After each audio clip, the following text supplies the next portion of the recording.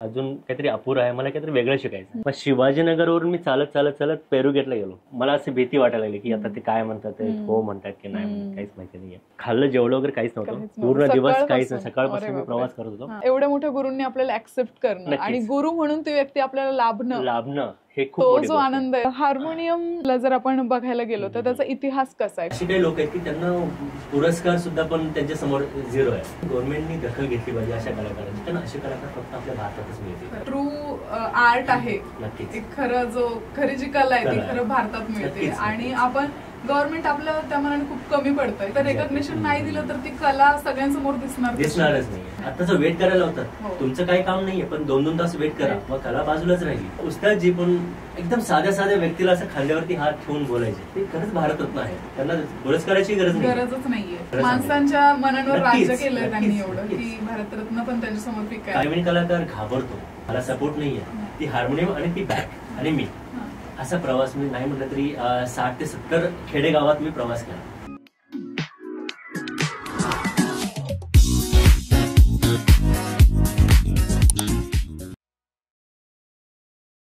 नमस्कार मित्रांनो, वाढीव मंडळी आपल्या पॉडकास्ट चॅनलमध्ये तुमचं खूप खूप स्वागत आहे. आज आपल्या सोबत आहेत इंटरनॅशनल हार्मोनियम वादक आणि ज्यांनी आपलं इंडियन क्लासिकल म्युझिक 38 देशांमध्ये पोहोचवलं असे संतोष घंटे सर. तर आज आपण त्यांना भेटूया आणि जाणून घेऊया की त्यांनी कशा पद्धतीने साऊथ आफ्रिका, मॉरिशियस या देशांमध्ये हार्मोनियमला एवद्या मोठ्या लेवलवर नेऊन ठेवलं आणि एवढे पुरस्कार मिळवले ते. नमस्कार सर, स्वागत आहे तुमचं. नमस्ते, थँक्यू. तर सर, हार्मोनियम बद्दल काय सांगाल? तुमची जर्नी कशी सुरू झाली? हार्मोनियम मुळात म्हणजे माझ्यासाठी काहीतरी एक छानसं असं एक खेळणं होतं. लहानपणी ज्यावेळेस मी माझ्या घरी हार्मोनियम कोणीतरी वडिलांच्या मित्रांनी त्यांना ती दिली होती, अशी त्यांचं शिफ्टिंग चालू होतं आणि ती हार्मोनियम देऊन गेले माझ्याकडे आमच्या घरी. त्याच वाद्याबरोबर माझं खेळणं, त्याच्यावरती बसून असं काहीतरी ते कीज वगैरे मला छान वाटायचे, व्हाईट आणि ब्लॅक मध्ये चांगले वाटायचे. त्यास वाजवता येत नव्हतं पण ते छान वाटायचं. तर अशी त्याची दोस्ती सुरू झाली माझी त्या वाद्याबरोबर. आणि गावाकडे असताना कानावरती आवाज येत गेली, जसं आपण मंदिरांमध्ये कीर्तन चालायचे, भजन. आणि मग मी आजोबांना म्हणायचो की मला जिथे वाजते तिथे घेऊन जा. मग ते मला तिथे घेऊन जायचे आणि ते सगळं माहोल मला आवडायला लागलं, हळूहळू आवडत गेलं. पण हार्मोनियम मी असं कुठे क्लास वगैरे असं काही नव्हतं लावलेलं काहीच. पण मग जसं जसं मी त्याला ॲक्सेप्ट करत गेलो, म्हणजे मला आवडायला लागलं, तसं तसं मी वाजवत गेलो. माहिती नाही, काहीच माहिती नव्हतं शिक्षणाची पद्धत काय आहे किंवा, पण जे धून माझ्या कानावरती पडायचे ते त्याच्यातनं त्या सुरांच्या माध्यमातून काढण्याचा प्रयत्न करायचो. मग गावाकडनं मला कोणीतरी सांगितलं की कुठेतरी क्लास लावा तुमच्या मुलाला, तो चांगला वाजवतोय वगैरे असं. पण क्लासमध्ये काय, मग शास्त्रीय संगीत नेमकं काय? मग सगळे म्हणायचे की शास्त्र खूप अवघड असतं, खूप हे असतं. असं हा सगळा प्रवास सुरू झाला. मग खेडेगावातून मी इकडे आलो, कारण माझे वडील इकडे जॉब करत होते. मग मी हट्ट करून, कारण आम्ही गावातच राहायचो, पण मी हट्ट करून मग आईला वगैरे सगळ्यांना आपल्याला शहरातच राहायचं आहे. मग या सगळ्यांनी, मग मी खूप रडायचो त्यावेळेस की मला शहरात राहायचं, मला गावात नाही राहायचं. मग अशा प्रकारे मी इथे आलो आणि इथे मी एका क्लासमध्ये मी क्लास लावला, छोटा क्लास एक होता. तर गोडसे वाद्य विद्यालय, तिथे मी क्लास जॉईन केला आणि तिथून माझी जर्नी सुरू झाली. पण तिथे क्लासेस फक्त चालायचे. मग ते पण मला असं वाटायचं की हे अजून काहीतरी अपुरं आहे, मला काहीतरी वेगळं शिकायचं. मग मी माझे गुरु पंडित आप्पासाहेब जळगावकर यांना मी इथेच आपल्या पिंपरी चिंचवड शहरामध्ये स्वरसागर संगीत महोत्सव चालायचा, तर तिथे किशोरी ताईंबरोबरती पंडित आप्पासाहेब आले होते. मग आणि त्यांचं खूप नाव होतं त्यावेळेस, म्हणजे अजूनही आहे, प्रश्नच नाही आहे. मला सांगितलं की एकाने तुला जर क्लास जॉईन करायचं तर तू यांच्याकडे बघ, तुला जर शिकायला मिळालं तर तू खूप पुढे जाशील. मी असा माझा प्रवास सुरू झाला आणि मला त्यांचा नंबर मिळाला आणि त्यांना फोन केला मी आणि त्यांना सांगितलं की मी असं पिंपरी चिंचवडमध्ये राहतो आहे आणि तुमची मी हार्मोनियम अशा महोत्सवात ऐकली होती आणि मला तुमच्याकडे शिकण्याची मला संधी मिळावी. त्यावेळेस ते फोन असायचे, मोबाईल वगैरे काहीच नव्हतं. त्यांनी सांगितलं की ठीक आहे, तू ये 4 वाजता. मग त्यावेळेस माझ्याकडे काय पैसे वगैरे काहीच नव्हते. माझ्याकडे काहीतरी त्यावेळेस 10 रुपये मी घेतले होते कोणाकडून तरी, आणि घरी न सांगता मी ज्या ठिकाणी राहायचो तिथून लोकल अर्धा तासाचा बाय वॉक प्रवास होता. मग तिथून काय होतं तुमचं त्यावेळेस? मला वाटतं की 6वी-7वीला असेल मी. हो, 6वी-7वीला होतो. आणि मग असा प्रवास पहिल्यांदा पुण्यात एकटाचा प्रवास झाला लोकलनी. आणि त्यांनी ॲड्रेस मला दिला होता. मग तो लिहून घेतलेला ॲड्रेस, ती चिठ्ठी माझ्याकडे होती आणि मी उतरलो शिवाजीनगरमध्ये, कारण मला एवढंच माहिती शिवाजीनगर आणि पुणे स्टेशन. मग शिवाजीनगरवरून मी चालत चालत चालत पेरू गेटला गेलो त्यांचं घर शोधत, कारण मी सकाळी निघालेलो, कारण मला माहिती नाही ऍड्रेस किती वेळ लागतो काय. त्यांनी तर 4 वाजता बोलवलेला. मग तिथे गेलो, मी आधीच पोहोचलो. तुम्ही ऍड्रेस शोधला, मी 2 तासापूर्वी शोधला ऍड्रेस. आणि मग म्हटलं आता 4 वाजता त्यांनी बोलवले. मग तोपर्यंत तिथेच मी फिरत राहिलो आणि 4ला बरोबर त्यांची बेल वाजवली. मग त्यांनी आप्पा असे बसले होते आणि त्यांनी आधी असा हात होता त्यांचा आणि त्यांनी घड्याळाकडे बघितलं. मला कळलं नाही त्यावेळेस की काय का बघताय. पण कसं असतं ना की जे खरंच मोठे लोक असतात त्यांचं लक्ष असतं प्रत्येक गोष्टींकडे, छोट्या छोट्या गोष्टींकडे लक्ष असतं. आणि त्यांनी तूच का तो येणार होता चिंचवडवरून. हो. तर मग त्यांनी, मी आलो आतमध्ये बोलवलं. त्यांनी परत मागे बघतायत तसं कोणी दिसत नाहीये. तू एकटाच आलायस का? म्हटलं हो मी एकटाच आलोय. तुझ्याबरोबर कोणीच नाही आला? म्हटलं नाही आलं. अरे वा, बरं ठीक आहे बस. मग बसून घेतलं त्यांनी. त्यांचे जे सिनियर सगळे विद्यार्थी होते माझे आपणचे, ते वाजवत होते. त्यांचा क्लास सुरू होता. मग मी ऐकलं, पूर्ण ऐकलं सिस्टम काय, कसे शिकवतात. आणि मला खूप छान वाटलं त्यावेळेस. एक असं वाटलं की काहीतरी आता इथे मला शिकायला मिळणार आणि इथून काहीतरी आपलं एक वेगळं घेऊन जायचं आहे असं ते फील झालं मला. 8 पर्यंत बसून राहिलो मी, पण आप्पा काहीच बोलले नाही. मग मला अशी भीती वाटायला लागली की आता ते काय म्हणतात, हो म्हणतात की नाही म्हणतात, काहीच माहिती नाहीये. मग मी खाल्लं, जेवलं वगैरे काहीच नव्हतं पूर्ण दिवस, काहीच नाही. सकाळपासून मी प्रवास करत होतो, जेवण वगैरे काहीच नाही. माहिती नाही कसं असतं, गुरु लोक असतात किंवा मोठी जी लोक असतात त्यांना प्रत्येक गोष्ट माहिती असते, कारण ते तिथनं आलेले असतात. तो प्रवास त्यांचाही झालेला असतो, त्यांना माहिती असतं सगळ्या गोष्टी. त्यांनी सांगितलं की तू एक काम कर, तू टेबलवरती ये, म्हणजे किचन मध्ये. मग मी किचन मध्ये गेलो, त्यांनी टेबलवरती बसवलं मला, डाळ भात खा आणि तू जा, किंवा तू इथेच राहा, उद्या सकाळी जा. हे सगळं झालं बोलणं, पण मी क्लासला येऊ का नाही काहीच माहिती नाही. मी म्हटलं की नाही आप्पा मी निघतो, मला आहे म्हटलं ट्रेन लोकल आहे म्हटलं. ठीक आहे जाशील का तू? म्हटलं हो जाईल. मग थोडासा डाळ भात खाला, घाबरत असं त्यांच्यासमोर. आणि मला ठीक आहे मी निघतो. मग काहीच नाही, कधी येऊ काहीच नाही. मग जे माझे सिनियर होते त्यांना मी बोलवलं काय करू. मग ते म्हणाले की थांब मी विचारतो. मग मी बाहेर होतो घराच्या आणि त्यांनी विचारायला गेले आणि की अरे येऊ दे की म्हणे.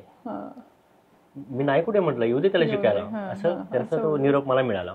मी एवढा खुश झालो की माझ्यासारखी ती खुशी म्हणजे आतापर्यंत मला ती मिळालीच नाही खरं सांगायचं. कारण एक काहीतरी जीवनाचा एक वेगळा प्रवास किंवा अशा व्यक्तींनी ऍक्सेप्ट करणं ही खूप मोठी गोष्ट होती माझ्यासाठी.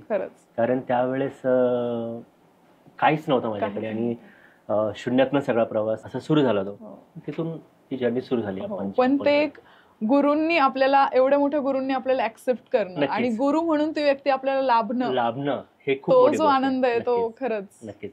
मग मी बऱ्याच वेळा मी सायकलवरती पण प्रवास केला, कारण तिकीटाला पैसे नसायचे. मग तो तिथून असा सायकलवरती पण हा प्रवास मी खूप केला. इथून पिंपरी-चिंचवडवरून मी सदाशिव पेठेत जायचो, सायकल कुठे लावायचो. एवढ्या दूरचा प्रवास आणि त्या वयात ते पण. वाव, सुंदर. हार्मोनियमला जर आपण बघायला गेलो तर त्याचा इतिहास कसा आहे, कुठून इंट्रोड्यूस झाला हार्मोनियम? ही बेसिकली खरं सांगायचं तर हार्मोनियम ही आपली नाहीच आहे, फ्रान्स वरून इथे आली आणि हे खूप मोठं वाद्य होतं. म्हणजे ऑर्गन वगैरे तुम्ही पाहिलं असेल तर तसं वाद्य होतं. तर हे वाद्य फ्रान्सवरून आपल्या इकडे आलं. तर याला परंपरा आपण 100 वर्ष क्रॉस झाली आता. 120 और 25 वर्ष झाले असतील मला वाटते आपल्या भारतात येऊन. मग हे हार्मोनियम हे जे वाद्य सुरुवातीला बॉलिवूडमध्ये याचं इंट्रोडक्शन झालं. त्यानंतर मग हळूहळू नाटक कंपनीमध्ये याचा प्रवास सुरू झाला. मग अण्णाभाऊ किर्लोस्कर म्हणून जे होते तर त्यांनी या नाटक कंपनीमध्ये या वाद्याला घेऊन आले, स्थान दिलं. त्यानंतर मग या वाद्यावरती प्रभुत्व मिळवणारे बरेचसे कलाकार होऊन गेले. तर त्यातीलच माझे गुरुजी पंडित आप्पासाहेब जळगावकर, तर मनोहर चिमुटे असतील, गोविंदराव टेंबे असतील, पु ल देशपांडे असतील, यांनी याच्यावरती प्रभुत्व मिळवलं आणि या वाद्याला ते क्लासिकलमध्ये घेऊन आले. कारण पूर्वी क्लासिकलला हे वाद्य होतच नव्हतं. पूर्वी एकतर सारंगी चालायची, पण ह्या वाद्याला एक जसं मी सांगितलं ना, एक नवीन प्रवास असतो किंवा नवीन त्या वाद्याचं इंट्रोडक्शन एखाद्या वेगळ्या गोष्टी करत असतील तर लोकांना पचवायला थोडासा वेळ लागतो. पण आपणचा किस्सा असा आहे की ज्यावेळेस आपण सुरुवातीला साथ केली वाद्याबरोबरती, गंगूबाई हनगल यांच्याबरोबरती त्यांनी साथ केली, ज्यावेळेस त्यावेळेस त्यांच्या सुराला सूर किंवा आपण म्हणतो ना गायकी प्रकारे वाजवणं, गायकीच्या अंदाजे वाजवणं, घेऊन वाजवणं, तर हे आपणकडे होतं. तर त्याच्यामुळे त्यांनी खूप ॲप्रिशिएट केलं. आपण ती हार्मोनियम त्यांनी कंटिन्यू, मग त्याच्यानंतर हार्मोनियम आपणच्याच हार्मोनियमवरती त्यांनी गायलं. पण मला वाटतं हार्मोनियम वरती खूप काम केले, कारण की ते नवीन वाद्य आणणं, त्याच्यावर प्रभुत्व मिळवणं आणि ते परत क्लासिकल मध्ये इंट्रोड्यूस करणं, हा त्यांचा प्रवास तो पण एक इन्स्पायरिंग आहे मला वाटतं. आणि त्यातून परत एवढे तुमच्यासारखे एक ग्रेट शिष्य घडवणं, ग्रेट आम्ही नाही म्हणता येणार, कारण ग्रेट अशी लोक होऊन गेले की बरेच लोकांची नावही माहिती नाही आहेत, ज्यांचे पुढे पुढे होत गेले त्यांची नाव मागे पडले. असे झालं. जसं आता माझे गुरु आहेत पंडित साहेब, तर हे ज्यावेळेस हयात होते, आपण हार्मोनियमविषयी खूप काम केलं, खूप मोठं काम केलं. हे लोकांना माहिती आहे, मोठे मोठे कलाकारांना माहिती आहे, पण त्यांचं नाव, कारण खूप खूप डाऊन टू अर्थ होते आणि कधीच त्यांनी असं मी म्हणून कधीच नाही केलं. खूप साधा माणूस, एकदम व्यवस्थित आणि एकदम क्लीन. तर पण त्यांचं जे गव्हर्नमेंटकडनं व्हायला पाहिजे होतं तसं काही झालंच नाही. फक्त संगीत नाटक अकॅडमी त्यांना मिळालं होतं, पहिले हार्मोनियम माझे गुरु होते. पण ठीक आहे, म्हणजे असे काही लोक आहेत की त्यांना पुरस्कार सुद्धा पण त्यांच्या समोर झिरो आहे. भारतरत्न असेल किंवा पद्मश्री असेल, पद्मविभूषण असेल, त्यांच्यासाठी सगळं काहीच नाहीये खरं सांगायचं. पण या वाद्यासाठी किंवा कोणीही जर काम एखाद्या वेगळ्या फील्ड मध्ये करत असेल आणि तो काही वेगळे करत असेल, तर त्यांनी गव्हर्नमेंटनी दखल घेतली पाहिजे अशा कलाकारांची. कारण असे कलाकार फक्त आपल्या भारतातच मिळते, बाकी कुठल्याही देशात नाही मिळणार. ते जे ट्रू आर्ट आहे, खरी जी कला आहे ती खरं भारतात मिळते. आणि आपण गव्हर्नमेंट आपलं त्या मनाने खूप कमी पडतंय, कारण त्या ट्रू आर्टला जर आपण दाद दिली नाही पुरस्काराच्या स्वरूपाने, तर अजून आर्ट आपल्यातून कसं बाहेर निघणार. नक्कीच तेच झालं ना. आता जे मोठे मोठे कलाकारांची आपण नावं घेतो, उस्ताद झाकीर हुसेन जे असते, पंडित रविशंकर जे असते, तर या लोकांनी भारतात तर रुजवलंच आहे, पण या वाद्यांसाठी त्यांनी भारताच्या बाहेर जाऊन काम केलेलं आहे. ज्यावेळेस तिथे त्या लोकांना अप्रिशिएट केलं त्यांनी, तिथे ग्रॅमी अवॉर्ड त्यांनी मिळवले, त्यावेळेस आपल्या भारताला जागा नाही, हे आपल्या देशातले. आणि त्यावेळेस त्यांना मग ते पुरस्कार देणं किंवा हे गोष्टी सुरू केला. आज सुद्धा आता झाकीरभाई उस्ताद जे जाऊन मला वाटतं 1 महिना पण झालेला नाही, त्यांना जो पुरस्कार मिळाला पाहिजे भारतरत्न, पण ते खरंच भारतरत्न होते, खरंच होते, सर्व करतात. कारण पण अशा लोकांनाही अजून गव्हर्नमेंट काहीच विचार करत नाही. इथे खरंच कमी पडतोय आपला देश. कारण बरेचसे असे कलाकार सुद्धा आहेत की जे पडद्या आड आहेत, त्यांचं सुद्धा कामं खूप मोठी मोठी कामं आहेत, आणि त्यांचं मीडिया पण दाखवत नाही किंवा कुठल्याच गोष्टी समोर येत नाही. त्यांना ते रेकग्निशनच देत नाहीये. तर रेकग्निशन नाही दिलं तर ती कला सगळ्यांसमोर दिसणारच नाही कशी दिसणार. आणि त्यातून मग जी यंग जनरेशन त्या कलेला एक आयडल म्हणून पाहतीये, ती पुढे कशी आहे. अगदी बरोबर आहे.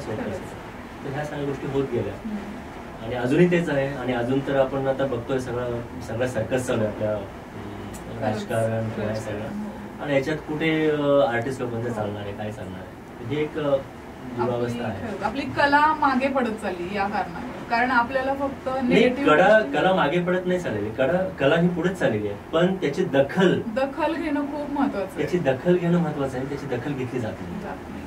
आर्टिस्ट खूप तयार आहेत, चांगले आर्टिस्ट आहेत, तयार होतात आहे, पण त्यांना ते रेकग्निशन नाही दिलं तर ते पुढे कसं येणार. पुढे मग ते ऍज अ करिअर म्हणून ते पुढे कसं येणार. त्यात काहीतरी मोठी गोष्ट करून दाखवण्यासाठी ते रेकग्निशन महत्वाचं. गुरुजींबद्दल अजून काय सांगाल. छान किस्से. माझे गुरु म्हणजे गुरु नव्हतेच, ते खरं सद्गुरू होते. कारण मी म्हटलं ना की कलाकार मधल्याला लपलेला एक छोटासा माणूस किंवा एक छोटस बाळ, आपण ज्याला म्हणतो ना, की ते बाळ काय असतं, त्याचं स्वरूप काय असतं. आपण एखाद्या लहान बाळाला आपण जवळ घेतो आणि त्याचं काय आहे, निरागस रूप असतं किंवा काही नसतं. तर असे माझे गुरु होते शेवटपर्यंत. ज्यांच्या मी सानिध्य झालो, ज्यांचे मला आशीर्वाद मिळाले, पंडित बिरजू महाराज असतील, किशोरीताई असतील, माझे गुरुजी असतील, प्रभाते असतील, तर यांचं मला खूप मार्गदर्शन मिळालं, त्यांना भेटण्याचा योग मला मिळाला. आणि हे खरंच खूप दिग्गज लोक होते, खरंच दिग्गज लोक. तुमच्या डोळ्यातलं पाणी सांगतंय ते की तुमचा किती निरागस व्यक्ती होते ते, आणि किती आपुलकीने त्यांनी तुम्हाला घडवलं. मलाच नाही, त्यांच्याकडे जे कोणी यायचे त्यांना असं वेलकम करायचे ते. अरे कोणी का असे ना, साधा व्यक्ती असू दे, कोणी असू दे, अरे ते मला भेटायला येणार आहे ना, मला आवर पटकन, मला आवडून दे माझं. ते येण्याच्या वेळेच्या आधी ते जाऊन हॉलमध्ये बसायचे. आत्ताचं तसं नाहीये. आत्ताचं वेट करायला होतं. तुमचं काही काम नाहीये पण 2-2 तास वेट करा, कलाकारांना भेटायचं. अरे काय म्हणजे ह्या सगळ्या गोष्टी आता चालू आहेत. सूर बाजूलाच राहिला किंवा कला बाजूलाच राहिली, पण तुम्ही कॅमेऱ्यासमोर किती येत आहे किंवा TRP मिळवण्यासाठी काय काय करताय, मग ते लोकांमध्ये पोहोचणार, मग ह्या सगळ्या गोष्टी होतात. सेलिब्रिटी बनण्याच्या गोष्टी चालू आहेत सगळ्या आजकाल. अगदी बरोबर. पण खरा माणूस कुठे दिसत नाहीये. पण ते माणूस जरी म्हटलं तर ते लोकांना दाखवण्यापुरतं आहे. पण तुम्ही पर्सनली भेटायला जाल ना, त्यावेळेस तो माणूस नसतोच. खरंच मी पण अशा बऱ्याचशा मोठी नाव आहेत, मी कलाकारांना भेटलीये, आणि जेव्हा आपण त्यांना पर्सनली भेटतो तर तो माणूस त्यांच्यात तो नसतोच. आणि पडद्यावर आपण त्यांना काहीतरी वेगळं बघतो, आणि जेव्हा माणूस म्हणून भेटतो तेव्हा हे पाहायला मिळतं. तर तसे हे कलाकार नव्हते, तसे कलाकार नव्हते. म्हणूनच ते गुरु होते. नक्कीच. जसं भीमसेन जोशी झालं, त्यांचाही मला भेटण्याचा योग आला. तर हे खरंच खूप डाऊन टू अर्थ होते. यांची कला खूप मोठी होती. उस्तादजी होते, झाकीर हुसेनजी होते. म्हणजे यांनी कलेला एवढ्या वरती घेऊन पोहोचवलंय की त्यांना उस्तादजी पण एकदम साध्या व्यक्तीला असं खांद्यावरती हात ठेवून बोलायचे. त्यांच्याकडे आजूबाजूला एवढे लोक असायची तरी पण ते त्यांना माहिती आपण कोणाला इग्नोर नाही करत आहे, पण त्यांना त्याला जवळ घेणार किंवा हातात हात पकडणार, कारण तो पण आहे. ठीक आहे, त्याला बोलणं होत नाही पण त्याचा हात पकडलेला आहे इनडिरेक्टली, मी एवढ्या गर्दीत आहे पण माझं तुझ्यावर लक्ष आहे. ह्या सगळ्या गोष्टी हे कलाकार, हे जो आपलेपण आहे ना, हे कलाकारांमध्ये येणं खूप महत्वाचं आहे. आणि आता हल्ली काय झालंय की जे अशा गुरुजींकडे शिकलेले लोक आहेत ना, ते खूप द्विधावस्थामध्ये. म्हणजे काय की मला नक्की करायचं काय, मला कॅमेरा समोर जायचंय का मला खोटी पब्लिसिटी करायची का मला माझी कला जपायची, याच्यामध्ये ते अडकलेले.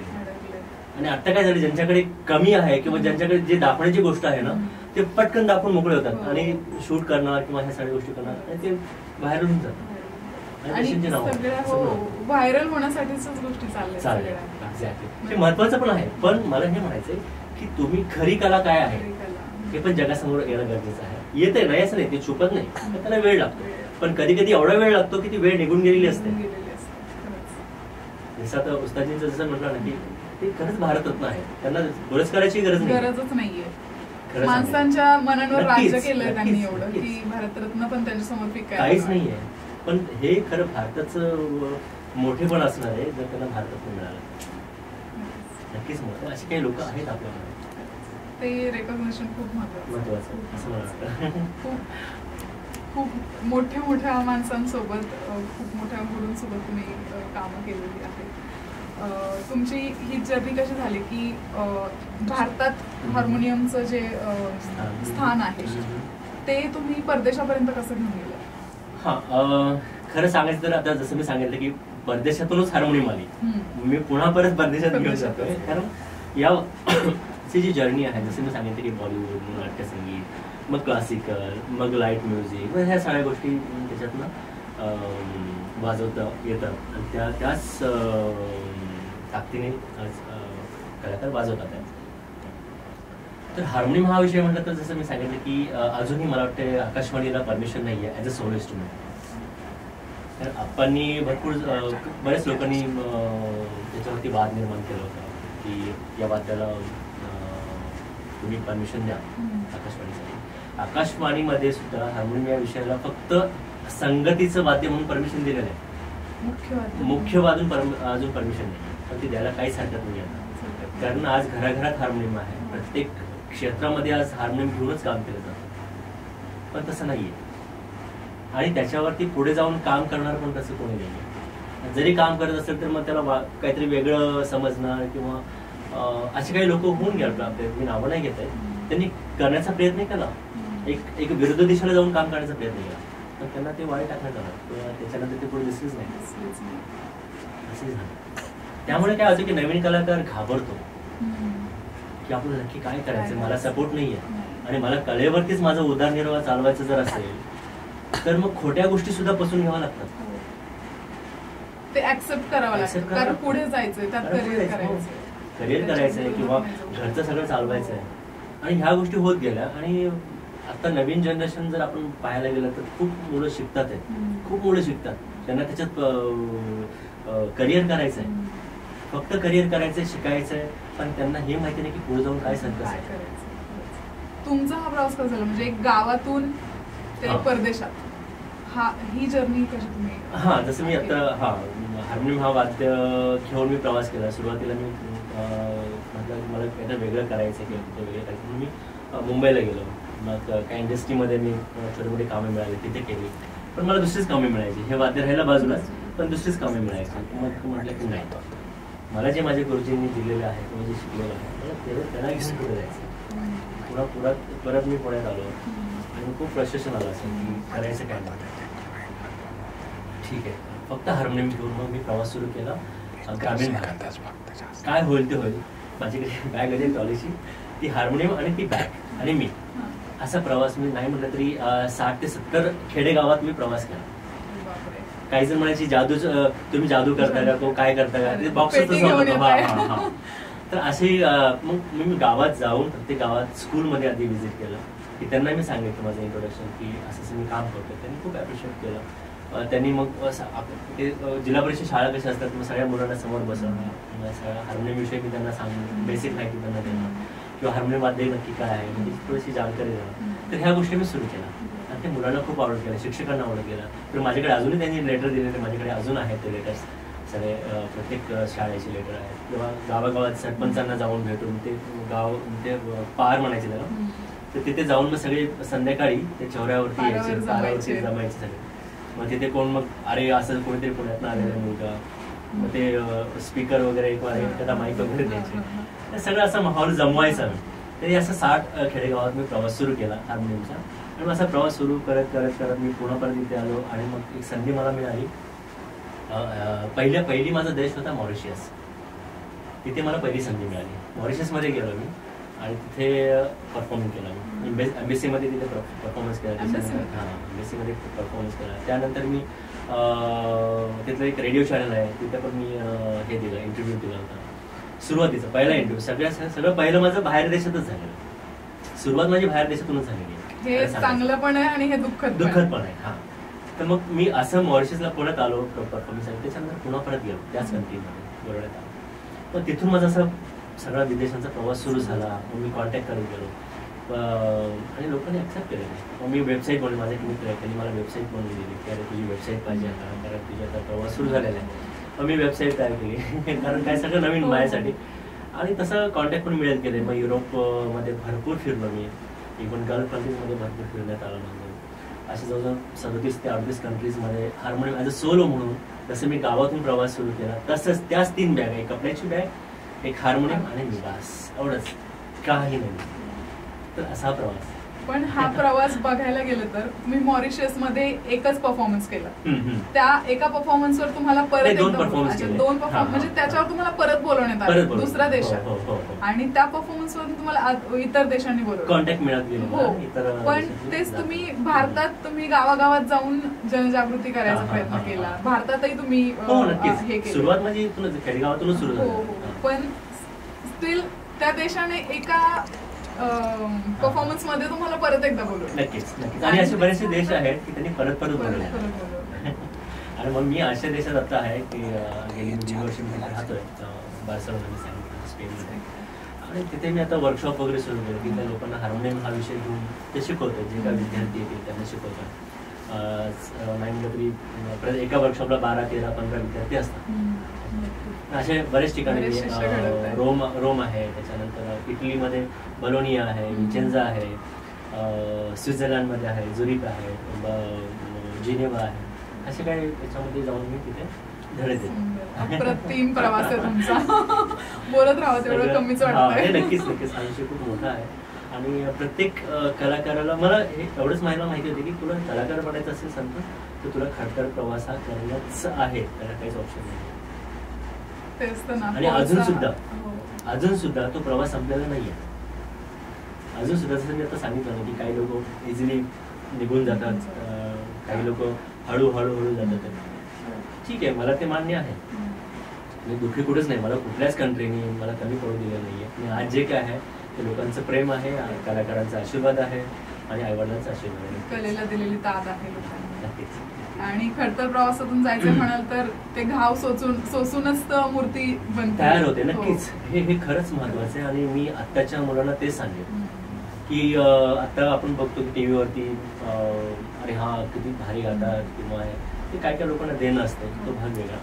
पण जसं जसं त्यांची नावं होतात आहेत आणि ते परमनंटली टिकले, जसं मोठे कलाकार आहेत, हिमाद्री असतील, शिवकुमार असतील, लता मंगेशकरजी असतील, असे बरेचसे आर्टिस्ट आहेत. त्यांनी त्यांचा प्रवास खूप खडतर आहे.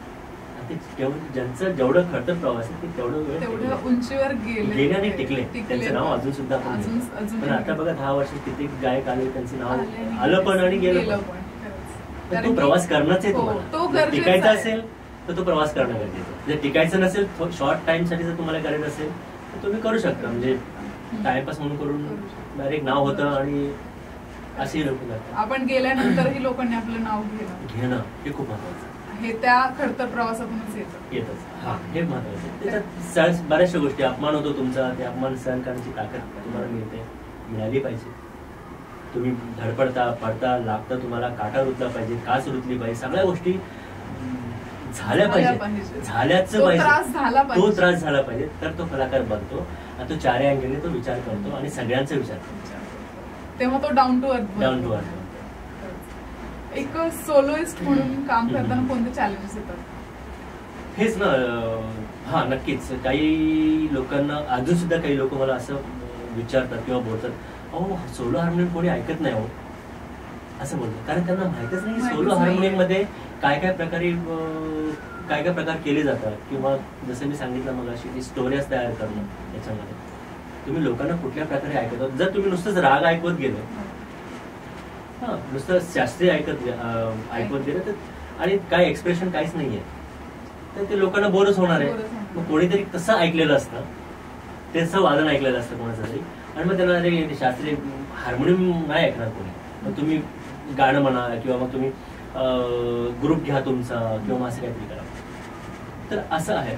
तर त्याच्यामध्ये मग मला सांगावं लागतं की माझं वादन तुम्ही ऐका एकदा आणि मग ठरवा. तर ते हे सांगावं लागतं. किंवा आता युट्यूब चॅनल आहेच आहे, मग काही काही लोक ऐकतात, मग त्यांना आता बरेचसे कमेंट आलेले तसे, किंवा त्यांना आवडतं हार्मोनियम. वेगवेगळ्या स्टाईलचे हार्मोनियम वादक भरपूर आहेत.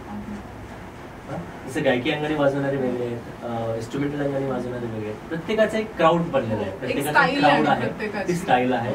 आणि मला असं वाटतं की ती स्टाईल प्रत्येकाचा क्राऊड, जसं मी सांगितलं की ऑडियन्स आहे तो वेगळ्या प्रकारचा असतो.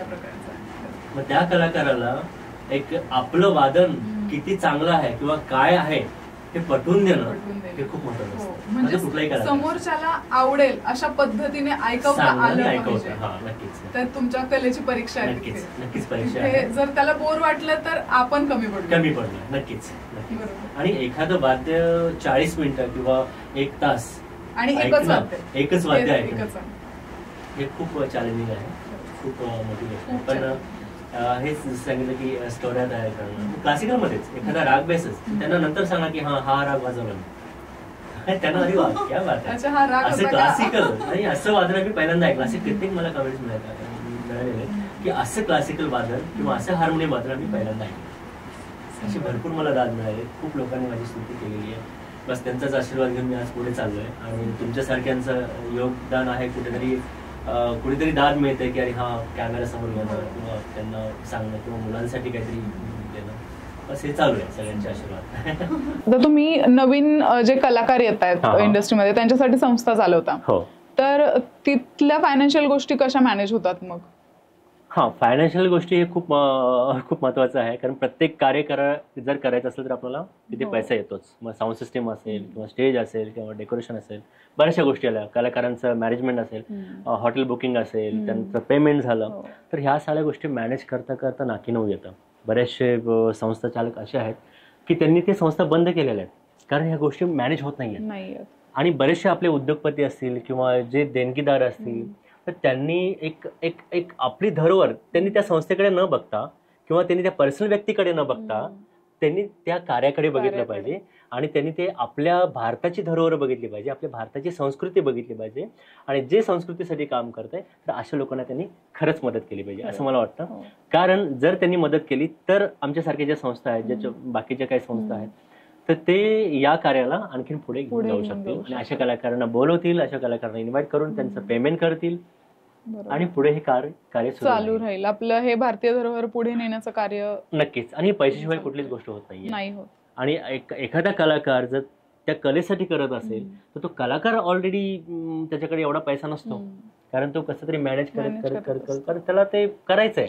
मी एक आर्टिस्ट आहे तर मला ते करायचंय, मला लोकांना बोलवायचंय, कारण ती एक तळमळ असते कलाकारची. प्रत्येक कलाकारची एक तळमळ असते की मला हे करायचंय. मग त्याच्यासाठी लागणारा पैसा, मग आपण कोणाकडे तरी मदत मागतोय, अरे मला एवढ्या पैशाची गरज आहे, मला असं, आणि ते लोकांनी दिलं पाहिजे. पण हल्ली काही उद्योजकच असे आहेत की काही करतात आणि काही करत पण नाहीये. बरोबर. आणि ते फिरवतात लोकांना, हा ठीक आहे करू करू करू, मग तो त्याचे होप्स असतात की अरे हा ह्याच्याकडनं आपल्याला काहीतरी मिळणार आहे बरं का, पण ते मिळत नाही कधी कधी. काही काही पॉलिटिशियन्स असे असतात, काही चांगले पण आहेत, ते करतात ऍक्टिव्हिटी करतात, त्यांना करायची ऍक्टिव्हिटी करतात, नाही असं नाही. पण तेच होतं ना की बरेचसे कलाकार असे होतात की अरे होप्स मग तुटून जातात, अरे मग जाऊ दे मोर दे, खिशातनं कुठपर्यंत पैसे घालणार आपण, 1 वर्षाला 2 वर्षाला 3 वर्षाला खिशातनंच पैसे जातात.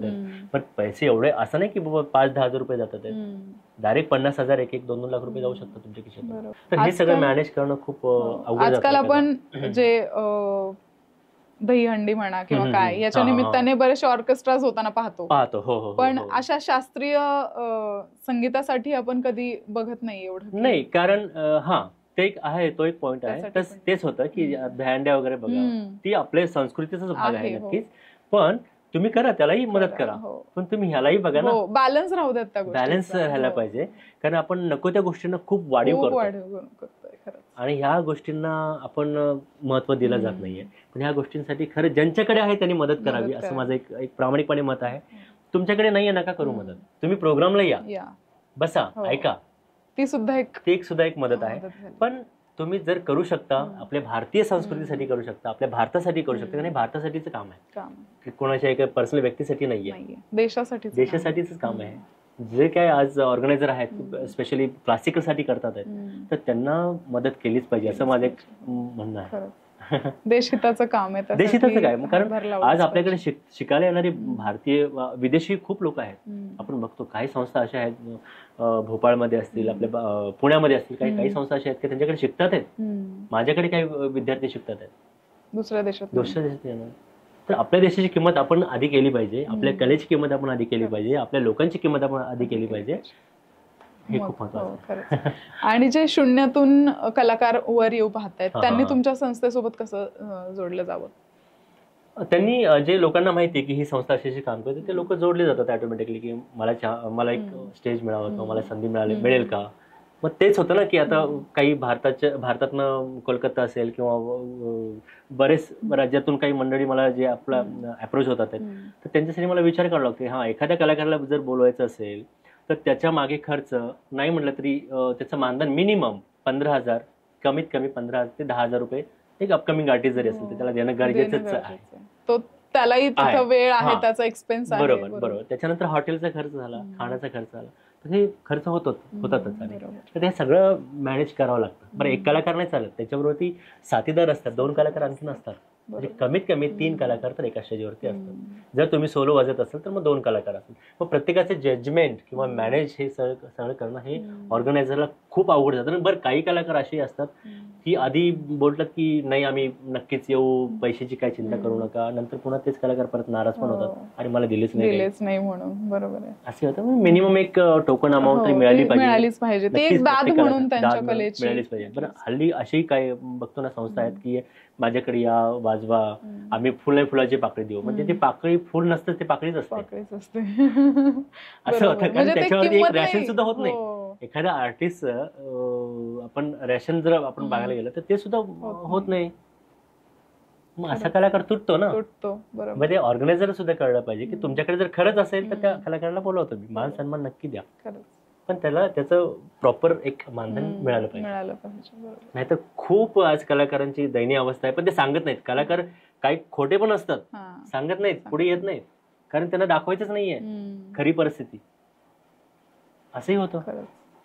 ती परिस्थिती न दाखवण्याची कारण पण त्यांच्याकडे आहेत. बरोबर ना. असं होतं. कारण कला मला जपणं. हे सांगणं आहे लोकांना जे ऐकतात आहेत तुमच्या चॅनलच्या माध्यमातून, उद्योजक असतील किंवा मोठे मोठे लोक असतील, तर कृपया तुम्ही जे काही अशा संस्था असतील त्यांना तुम्ही खरंच मदत करा आणि आपल्या भारताची संस्कृतीमध्ये तुमचा एक वाटा नक्कीच तुम्ही द्या, असं मी अशा लोकांना सांगणं आहे.